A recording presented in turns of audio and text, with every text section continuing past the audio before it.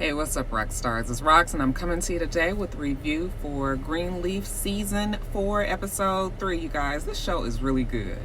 I am very pleased with the direction of this season so far. I've really been enjoying it. I thought I'd just let you guys know that at the beginning because it's always so much negativity about these damn shows. Maybe it's more so about reality shows. But anyway, yeah, I'm enjoying it. I'm enjoying the pace and everything. So anyway, you guys, let's get to it, shall we? All right, you guys, so let's start with Grace. Grace is in Arizona, and we presume she's going to go check on her boy AJ, and that is exactly what she's doing. So he's in a halfway house, and it looks like it's a church, so I'm sure it's Christian-based. Yeah, she's there. She wants to see AJ. Now, AJ was not expecting her, so when they call him down, he's just like, what are you doing here? Okay, the deal was that you were supposed to be giving me money, and that's it.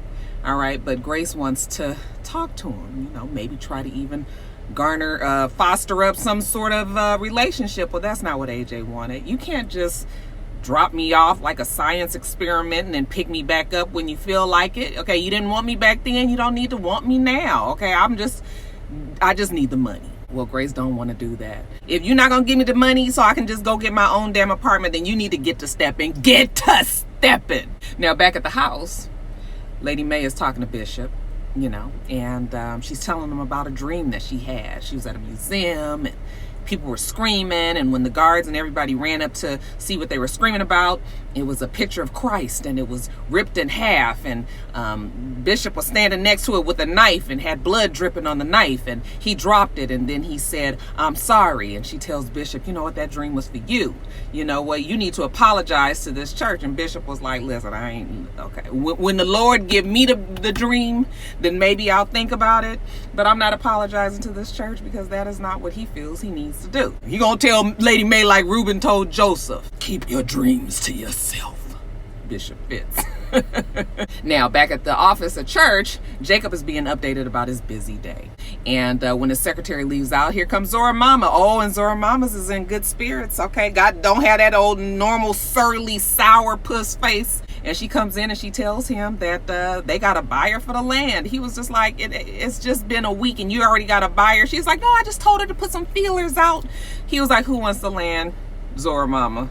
And she said, some commercial developer. And do you know what? They want to buy it for more than we spent. Okay, isn't that the answer to your prayers? It's the answer to my prayer. She's all excited. I was just like, child, we ain't seen this child this happy in ever. He really doesn't want to sell that land. So he goes back and he's talking to Bishop. Okay, good old advice from Daddy. And Daddy tells him what I told you guys last year, okay? How you think people stay rich is when they hold on to their land. They not selling their land, okay? This is what the white folks do. Black folks need to get on board. So he tells Jacob, no, don't sell that land. The reason why Zora Mama want to move is not because of money. It's not because of land. It's not because of houses, okay? It's just because you ain't been loving her right, okay? And she worried about Tasha the skank coming sneaking back in and stealing her man, okay? You get over there and make sure your woman know that you love her, and you won't even have these problems, all right? But Jacob not sure if that's what he can do to make the girl happy. Now, back at the church,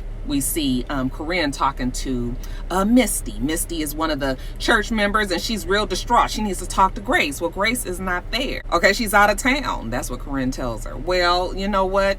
She needs to speak to somebody. It's very important. And sidekick Phil comes up right in the middle of old Misty's, semi-breakdown there in the church. And he was like, what is it that you need? Okay, I can help you. And he tells Corinne to hold his calls. And she's all like, hold your calls, huh? So she get on the phone and she called Lady Mae. And she just like, Grace is out of town, and Misty came in here real upset trying to talk to Grace. And since she's not here, here comes sidekick Phil taking over. Okay, and Lady Mae was like, thank you for calling. All right, but she still don't know exactly what it was that Misty wanted. So she's about to get dressed and get on over to Misty's and see what the problem is. So she's going downstairs. Bishop says, where are you going looking like my wife? And she says, oh, she got to go over Fred and Misty's house. Okay, she was at the church today. She was upset. Grace wasn't there, and Sidekick Phil sat and talked to her, and she looks over at Jacob like, what are you doing here? Don't you have a church to tend to? All right. Oh, Jacob trying to get some advice for his old mean-ass wife. So Bishop was like, well, let me go with you. Okay, and she was like, no, I got it. I'm gonna take care of it. He was like, look, just because I didn't agree with the dream that you had don't mean that I can't be of service. Just let me grab my coat. All right, fine. And when he walked away, she was like, yeah, I know what that means. He about to get sharper than Billy D. Williams. We about to get on over here. It's gonna be way more than she wanted. But in the meantime, Jacob, take that ass back to the church. Okay, it's not gonna run itself. I said, and Jacob ain't gonna run it either. So Bishop and Lady Mae get on over to Misty's house, and Misty is really trying to just tell them that's okay, that's all right. And they're like, just because we're not running the church any longer doesn't mean that we're not concerned. And she was just like, no, that's all right. Let's not even embarrass ourselves today. And Lady Mae looks at her like, what? Embarrassed? She says, James, will you give me and Misty a little bit of time? And Bishop was like, and what do you suppose I should do while I'm giving you this time? She told him to go warm up the car. He the bishop. I'm sure he ain't used to the first lady giving him, commands like this, but he was just like, fine. So he leaves out. And so she sits down with Misty, and she was just like I said, just because I'm not the first lady anymore doesn't mean that you can't lean on me. And she says, listen, I appreciate all of that. Thank you very much. But, Grace wasn't around. She's supposed to go with me to, me and Fred accompany us to this intervention that we're having for our daughter. And, Mae was like, oh, she's on the pill again. Yeah, she's on the pill again. And Grace obviously don't care. I mean, if she don't even have courtesy enough to call and let me know that she's going out of town, like, where is she anyway? Lady Mae was like, well, please let me go with you. And she was like, no, Sidekick Phil said he gonna go with us, and we good with that. And Lady Mae was like, she really would like to help her through this. And she says, listen, Lady Mae, okay, I was trying not to have to tell you this, because like I said, ain't no sense in embarrassing everybody, but I guess no time like the present. All right, me and all the other girls in the church didn't necessarily want Harmony and Hope to take over. Okay, we didn't want Bishop to leave. We wanted you to leave. I said, well, damn, Misty, make it plain for that ass. I felt so bad for Lady Mae. She was just like, yeah, we had to go on and decide you needed to go, because I know you said you didn't know nothing about it, but Mac abusing all those girls and then using the scholarship fund to pay everybody off to stay quiet, you mean to tell me you ain't knew nothing about that? It just don't sound right. And Lady Mae is sitting there like, oh my God. I felt so bad for Lady Mae. And then I was like, Roxanne, wait a minute. Let's start remembering back to the first season and everything. I mean, it was never said that Lady Mae knew, but the beginning of this show, they made it seem like she didn't care. So, I was just trying to remember exactly what the stance was, because Lady Mae's character has gone through a lot of changes between season 1 and season 4. So I was just trying to remember, like, okay, Lady Mae. I mean, I would hate to think that this woman really knew that her daughter was getting abused.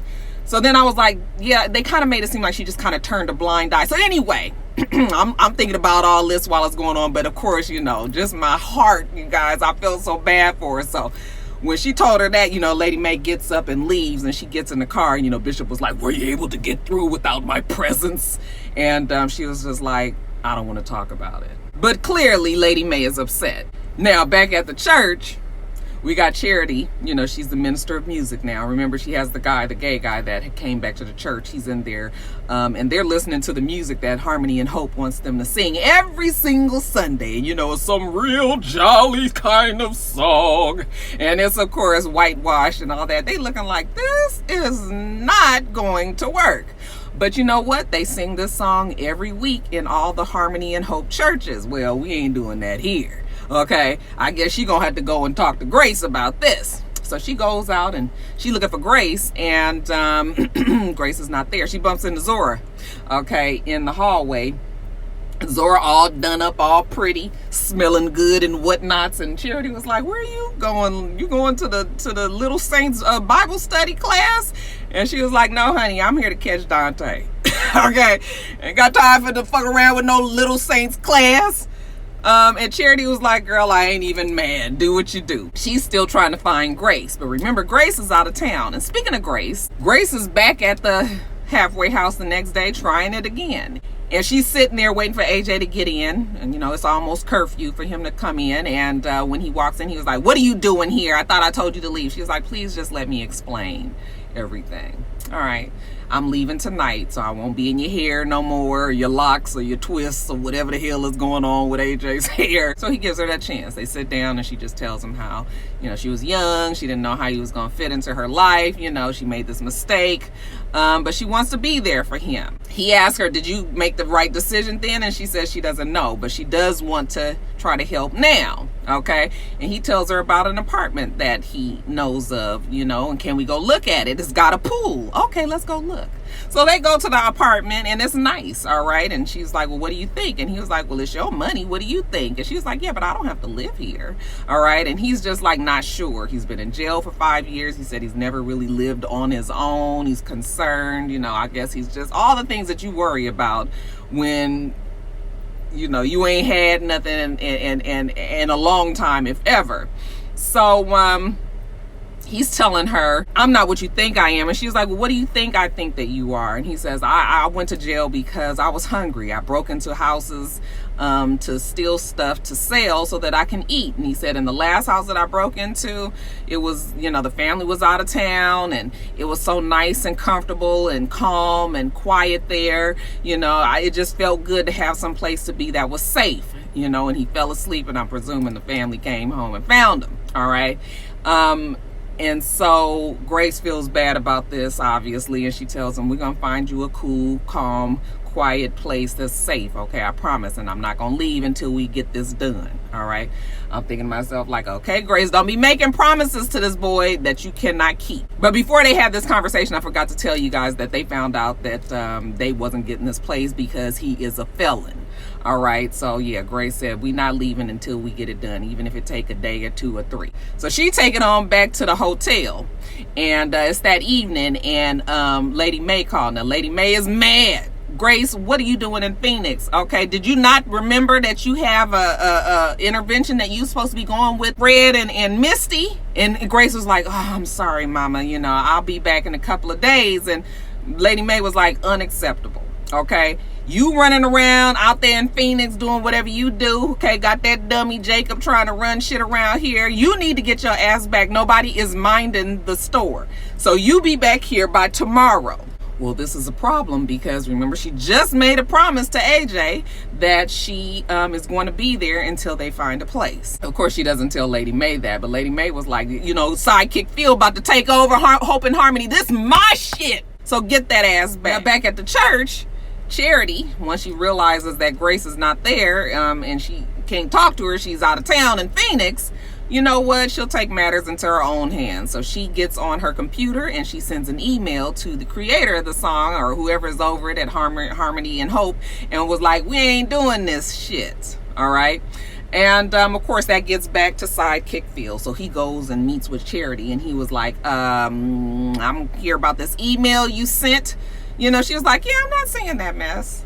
And he was like, you have to. It's sung at every Harmony and Hope. She was like, have you heard it? He said, I've heard it hundreds of times. But that's Bob Whitmore's daughter, and she wrote the song. And we don't give a damn, sidekick Phil. Okay, the song is horrible. Oh, no, you singing that song every Sunday. He don't care what you think. And she was like, well, thank you, boss. Okay, and then he says, look, do you want to be AP or not? Okay, if you do, then grow up. And she was just like, oh, okay, well, did you know that Grace was out of town? And he was like, Grace is out of town? And she was like, yes, he's in Phoenix. She's in Phoenix. Do you know why? And he was just like, what's she doing in Phoenix? She was like, I don't know, but you over here chewing me out about this stupid ass song. And you got your head pastor, you know, running around willy-nilly out there in Phoenix. He was like, thank you for letting me know. So now sidekick Phil is a little concerned. What's going on in Phoenix, Arizona? So he's calling around, you know.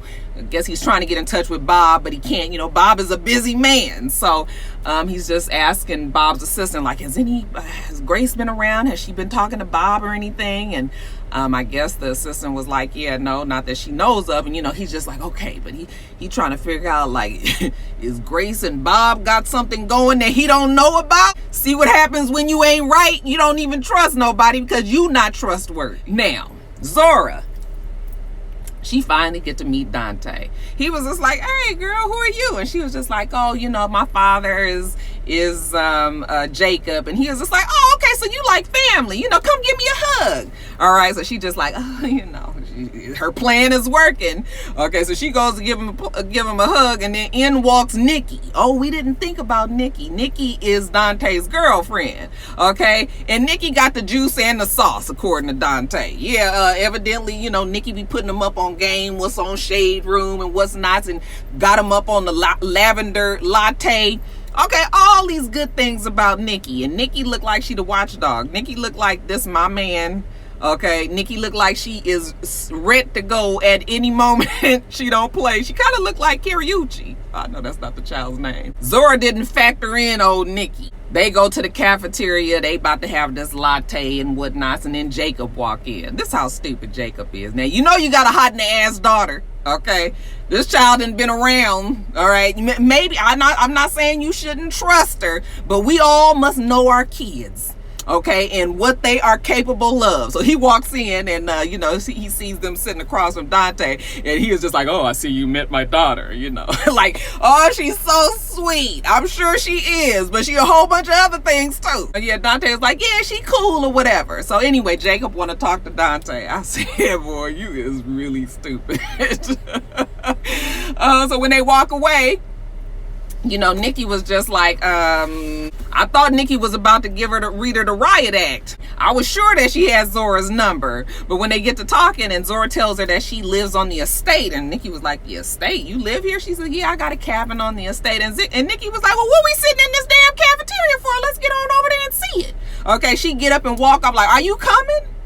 Bitch, no, you don't need to be in my cabin, especially if I'm trying to get your man. So we get down there, and Zora's giving Nikki the 411 on baby hairs. I said, oh, honey, you can get with Jada too, honey. Jada know how to get all these different types of baby hairs. She tell her you use the rat tooth comb. I said, everybody know that. Anyway, after she finished doing that, the girl was like, man, girl, you got it going on. And Zora was just like, if you say so. And she was just like, what are you talking about? You are a boss. You got this place, you got everything happening for you. And Zora was just like, yeah, well, I don't know, because she used to be with this guy that she broke up with. And, he just made her kind of be down on herself. And she was like, girl, you don't need to be like that, because you got it. I mean, everything around here is, yeah, like Nikki is looking like, damn, I wish this was mine. And I was like, oh, okay, Nikki is kind of cool. She seems sincere when she's talking to her and everything.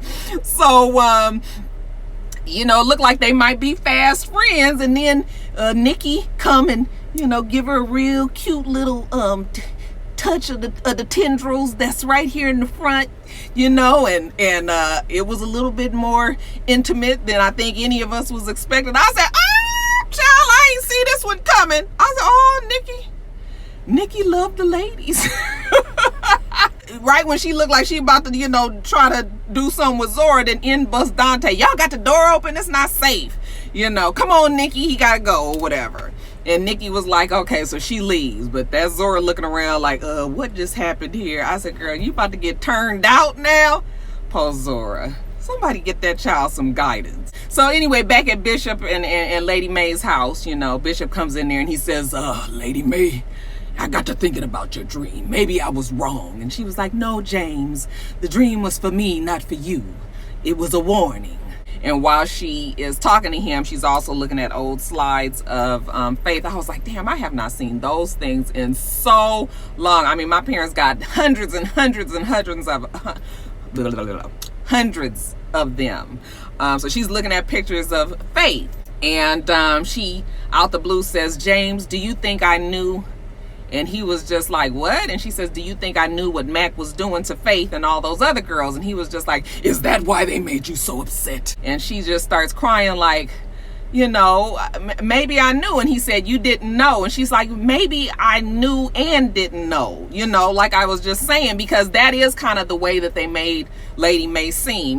Maybe she just didn't choose to try to find out what was going on because she just had her blinders on. She is Lady Mae. She is the first lady of this church. And so she's feeling real upset about it, and she's crying, you guys. And I felt so bad because, I mean, this is a grave mistake that she's made. But, parents like make mistakes, and when you get older, then you kind of have to pay for them in some sort of way. And many times with our kids, sometimes those mistakes are not fixable. Like she can't fix that mistake.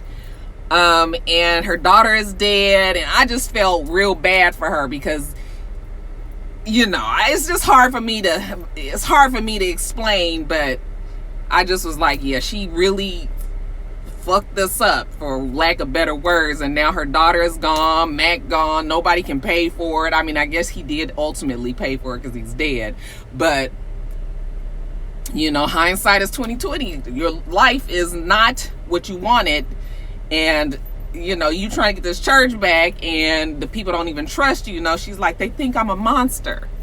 And nobody wants to have people think that of them. I wouldn't think so, especially when your own daughter was one of the victims there. So anyway, I felt bad for her, you guys. But Lady Mae chose not to really pin Mac to the wall about that until it was really, really too late. But anyway, you guys, moving on along. So Grace, it's the next day, and she goes to the halfway house, and AJ is excited. He comes up to her and he's like, hey, there's an apartment. They called me, said that we can come look at it. Looks like it's going to be mine, but we can't go till tomorrow. He says, so I was thinking maybe today we can go and get, just some basics like an air mattress and some sheets, and I could pay you back. And she was just like, oh no, AJ, I have to leave. And he was just like, oh, okay.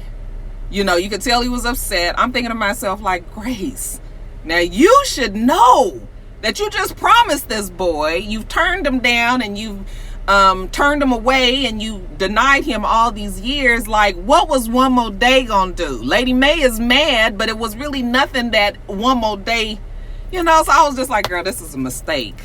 All right. And so immediately he shuts down, like, that's okay. You don't even have to worry about it. All right. Don't even come back. Because she was just like, I'm just going back for a couple of days and I'll be back. And he's like, nope, you ain't even got to do that. All right. Thanks for coming, but don't come back. And he walks away, and she looks all heartbroken. And I was just like, yeah, mistake. And this, of course, is if the man is even her child. I actually believe that he is her kid. But, last week in my comments, a lot of people were saying, she better make sure, because, Tasha the Skank and Basie and Wicked City Woman Rochelle are still out there. And remember, Wicked City Woman Rochelle knew that Grace had some shit go down in Phoenix. So we kind of still have to remember that in the background, but I still do believe that's her kid. And then back at the estate, Jacob takes the advice of his daddy, and he gives Zora Mama some flowers. She was like, oh, what did you do now? He's like, nothing. But he realizes that he ain't been loving her right, and he ain't been putting her first. So from now on, he is going to put her first, and whatever she needs is at his command. Well, what she needs. She needs that land. But hey, that's one thing I can't do, baby. We can't sell that land. And she was just like, but this is what I want, and I'm your wife. Okay, so what's it gonna be? I said, this was the part that he didn't know how to handle when he was talking to Bishop. But we can't discuss it right now, because while they're talking, he gets a phone call and he's like, okay, I'll be right there. So we see Grace get home, okay, and she looks very upset, and Lady Mae was like, Grace, is that you? She's calling from another room, and Grace was like, yes, that's me. And she was like, come on in here for a second. We're in the family room or whatever it was. So Grace goes in there, and she sees Lady Mae in there. She's still got all her slides out, and she's looking at them and laughing with Charity and Bishop, and just laughing at old times and old pictures. And that's the one thing about this digital age. I mean, there are a lot of pictures that are just going to be lost, and nothing like having a print. I cherish all of my old pictures, and my parents, like I said, have so many pictures. Anyway, they're looking at the pictures, and then Jacob and Zora Mama and Zora come down, and we all about to sit and look at the slides. Grace got this look on her face, and so while everybody is getting situated, Lady Mae says, Grace, if there's anything going on, you can let me know. And Grace says, there's nothing going on. So, okay, well, let's get to these slides. And Jacob was like, I'm sorry, Mama, I didn't realize that Faith was the very first slide. And she was like, no, that's okay. So she's sitting there looking, and I'm just thinking to myself, like, oh, I can't even imagine my child being, so I again was starting to feel emotional about that, and they're just looking at him. And even when Jacob tries to go on to the next slide, she says, no, don't go, go back. She just wants to look at it again. It's good to be there with the family, have everybody together. Grace, come over here and sit with us, and they're just looking at little Faith. And again, I feel so bad for everybody. When it was over, though, and Grace goes back to her room, she calls AJ. I didn't think he was going to come to the phone, but he does. He's like, what do you want? And she says, I want you to come home. And I said, oh. This is really going to throw a wrench in the program. And I know that Lady Mae is trying to be godlike and Christ-like and all of that now. But you about to push her over the edge, Grace. Especially if you ain't put nobody, kind of let everybody know what's going on. Or let at least Lady Mae. She really needs to say something to Lady Mae, because now that Lady Mae is in this spot where she's got some regrets with what happened with Faith, and then she also is trying to do the right thing as far as getting this church back, and they keeping the secret of Grace, Dad being her, not being the bishop. This is probably the best time to let Lady Mae know something, because really she can't tell Grace to do something that she's not doing herself. So I was just like, girl, you might need to say something, because what they gonna do when AJ just show up at the house? It's gonna be something. Anyway, you guys, I really do enjoy this show. It's good. Didn't you think that was a good episode? What y'all thought? All right, rock stars, let me get off of here. Forgot to put my phone on airplane mode, and Joe been calling me, so I got to figure out what bruh man want. Anyway, you guys, make sure that you rate, comment, and subscribe to the channel. It's Rocks. The channel is for It's Rocks, and everything else I do will be in the bottom bar. All right. So I hope that you have a wonderful, wonderful rest of your day, and I plan on doing the same. Till next time, rock stars. Bye.